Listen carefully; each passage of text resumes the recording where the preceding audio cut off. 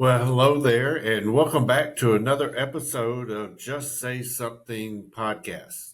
Remember to like, share, and subscribe so we can grow our audience.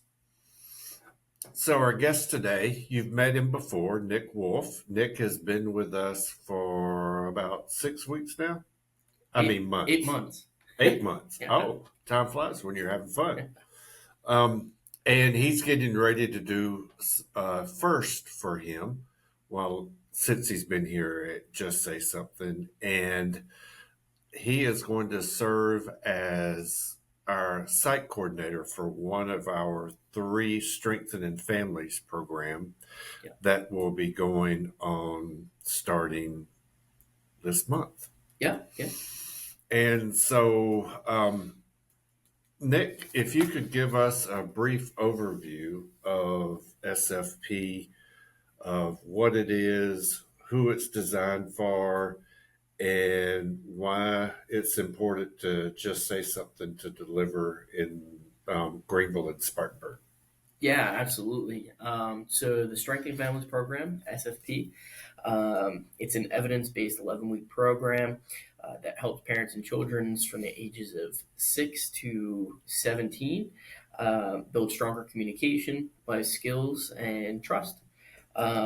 We brought it to Greenville and Spartanburg because we align ourselves very, very much so with the fundamental skills that they learn in these programs, in the SFP program. It reduces risky behavior, it strengthens the family, and it gives the parents and kids those tools that maybe those parents didn't have growing up, and gives them those skills that they can go on and have throughout their day and be functioning members of society. Okay, all right. So I sign up for 11 weeks. I show up on night one. What does that look like for me or the family? Yeah. The way that I like to say from everything that I've seen thus far is just fun. And we try and make it this enjoyable environment where people like to go, something that they want to come back to. So what does that look like exactly? So throughout the 11 weeks, they have we'll start off with a family dinner that we provide for them. They'll sit down, they'll have conversations just like they would if they're at their own dining room table.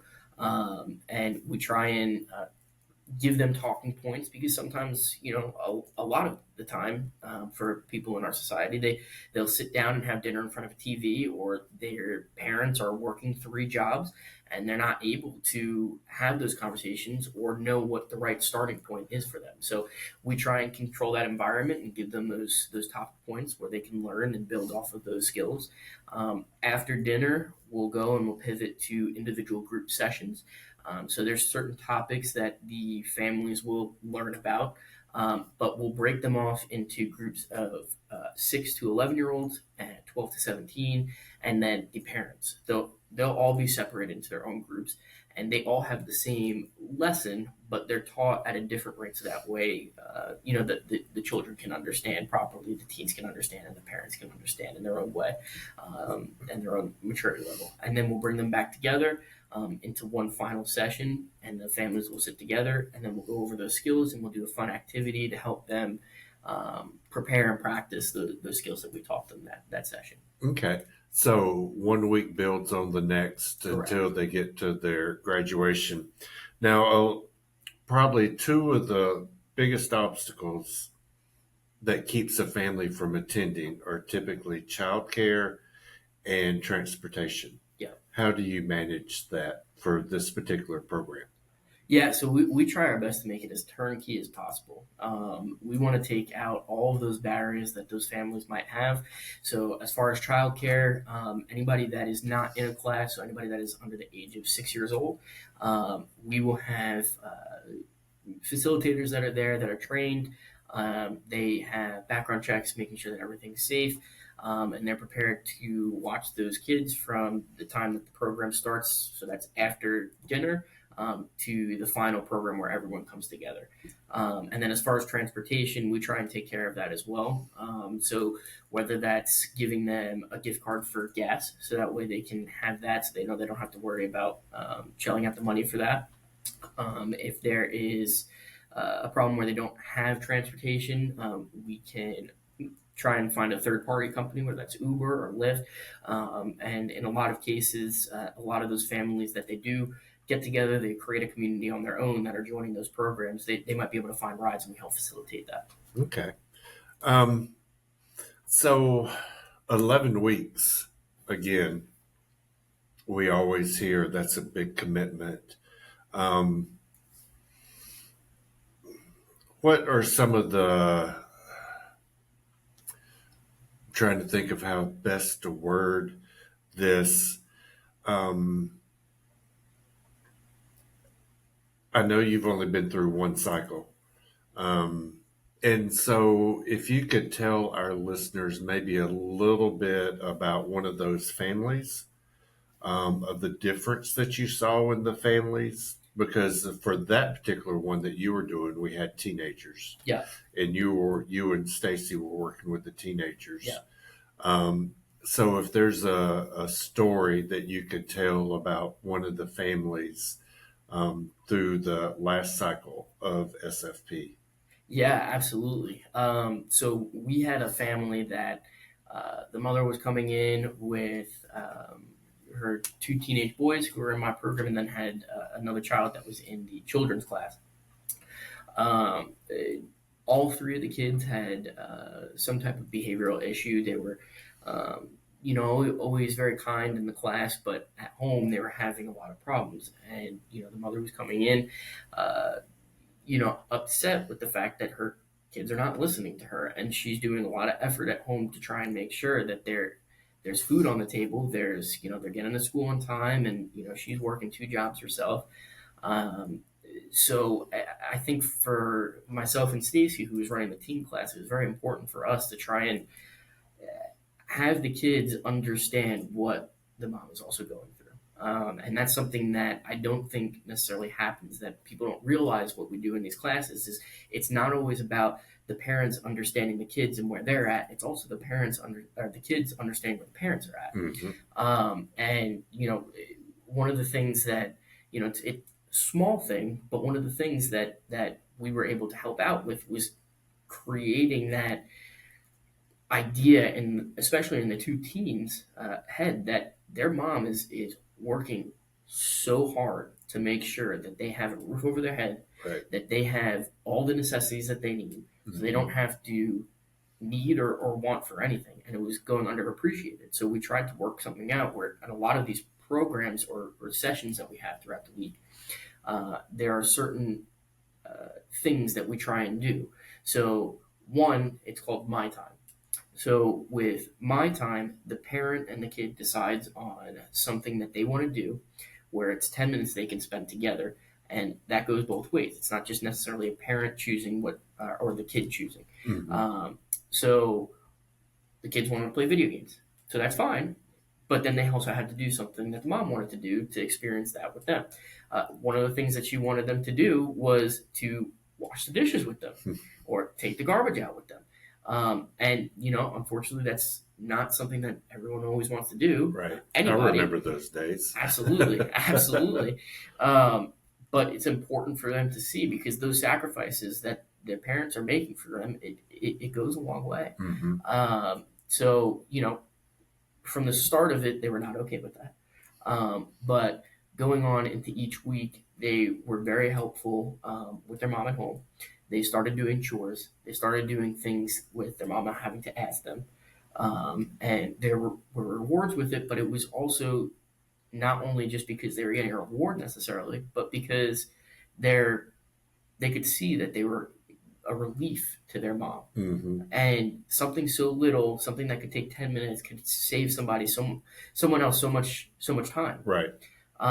So it turned out that that whole family excelled in our program.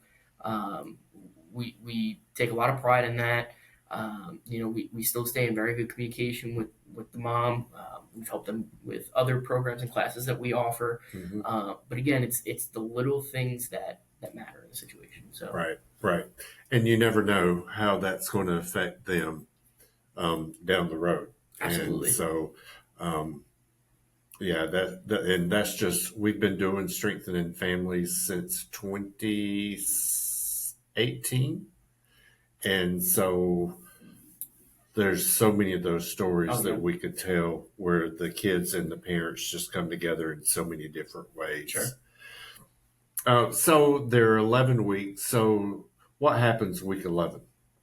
Yeah, so week 11, we try and make it as special as possible for the families because that's a big deal that they went all the way through because it's 11 weeks. That's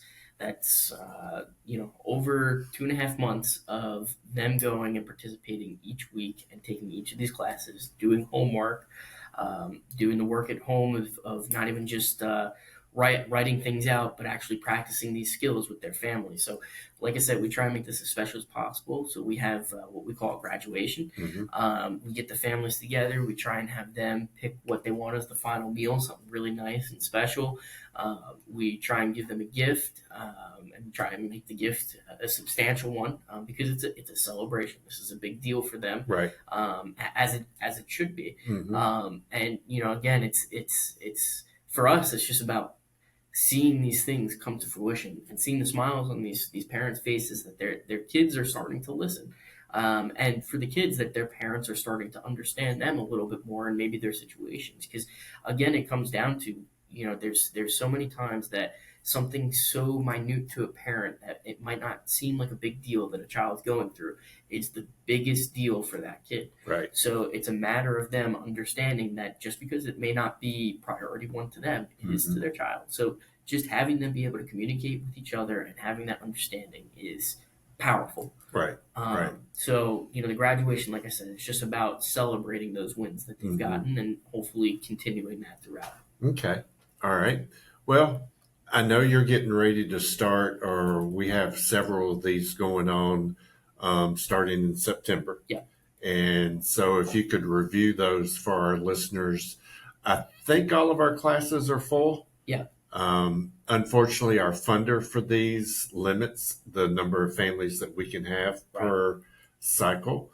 And so if you could do a quick rundown of the 3 cycles that are starting this month.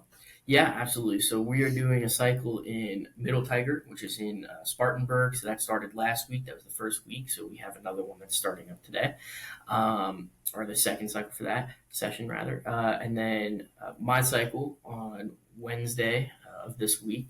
It is going to be at Alexander Elementary. Okay. So pretty excited for that. We'll finish up around about the middle of November, so right before Thanksgiving. And then we have our last one that I believe is starting on the 28th or 29th of September at Lake Forest Elementary School. Okay. And I will say those the first one and the third one that I mentioned are also in Spanish. So we do offer both these programs in English and Spanish. Yep. All right. That's great. So if there was one thing that you haven't said that you wanted our listeners to know about strengthening families, what would that be? Oh, that's a great question. I suppose I would say that, we're not trying to reinvent the wheel. We're just trying to maybe show families and these people skills that they might not already have. And if they do, to improve on them. We're not ever, and this is something that I think Just Say Something lives by, we're not ever here to judge anybody. Right. We're here to show support. Mm-hmm. So there might be something that one family is lacking in that another family excels in. But they should not be afraid to communicate that. So that way, because each family is unique to their own. Right. Absolutely. So never be afraid to talk about what's going on in your life. Because again, we do not judge. That's not what this program's for. It's to show support and create tools and skills so that way they can build off of that. Okay. All right. Cool. So you heard it firsthand from Nick. And again, we have 3 of our Strengthening Families programs starting this month. Unfortunately, they all are full, but we will have more cycles going on starting in early 2026. Gosh, it's hard to believe that's right around the corner. Um, all right. Well, thank you, Nick. And this wraps up another episode of Just Say Something podcast. My name is Phil Clark, and be sure to like, subscribe, and share. And we look forward to seeing you next time. Bye bye.